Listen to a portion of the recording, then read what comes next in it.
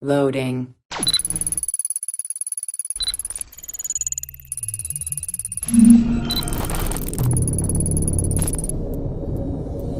Welcome to Access the Animus.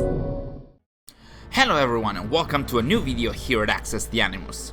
No intro here. Today we're trying to have a news video with a faster, shorter and more direct approach, so let's see if it's something you guys enjoy. We might use it in the future as well. So, today Ubisoft has shared a lot of information about the upcoming Oskoreia season for Assassin's Creed Valhalla, which is pretty much starting tomorrow with update 1.4.0 and the Tombs of the Fallen content, even if the Oskoreia Festival itself is actually going to be available starting this Thursday. So let's have a look at all the information that have been shared and try to go in a chronological order so you know what to expect to see in Valhalla in the coming days. And we start with the update itself, which is going to be made available tomorrow, November the 9th, for a size that ranges from 4 to 25 gigabytes depending on the platform. As we mentioned in our previous videos, the update will bring some game fixes and improvements, and it does seem like the list of fixes is reducing in size compared to the endless lists of the first patches. Do you guys think this is because most fixes have been deployed by now, or are you still finding a lot of bugs in your main game and DLCs? The patch will also bring 3 passive skills which you're going to find in the skill tree, and those are going to be pretty interesting this time. At last, Valhalla will introduce a perfect parry, as it was sometimes the case in the past games, which will allow to deal more damage to the attacker after parrying their blows.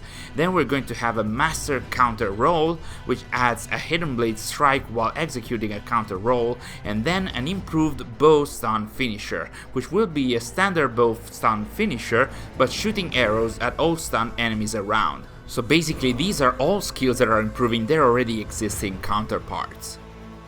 As we already know, update 1.4.0 will also bring the coveted Odin runes, or shall we say Tombs of the Fallen content, which we now know is going to be made of 4 puzzle-focused tombs scattered across England.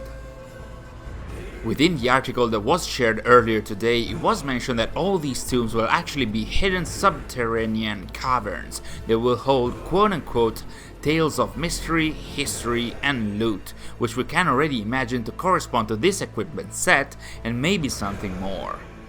Thus, Eivor and the players will have to avoid several traps and some poison attacks while free-running their way through the tombs and solving some environmental puzzles, and apparently this might even lead to some Isu or First Civilization tomb or temple, so yeah, we better keep an eye on it.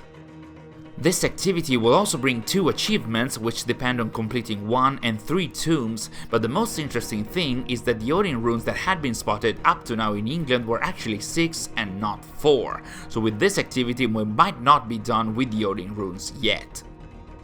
On November 10, Assassin's Creed Valhalla will celebrate its first anniversary since its release, and it seems like there's a bunch of content planned to be made available before and after that day. So again, on November the 9th, players will be able to redeem 3 items for the Ubisoft Connect platform: a free gift of 50 opals, a Mentor's Guild back tattoo for Eivor, and at last, for 100 Ubisoft Connect units, the Valravn's Claw one-handed sword designed by the Mentor's Guild. So at least one of the 2 weapons designed by the Mentor's Guild will be finally wieldable by everyone, while the second one, the Astral Blade, hasn't been mentioned, so it will probably be made available later on. Starting November the 11th instead, the celebrations for Valhalla's anniversary will bring a unicorn mount and an Assassin's Creed crest back tattoo to all the players who will participate in 2 dedicated special event challenges on the Ubisoft Connect platform.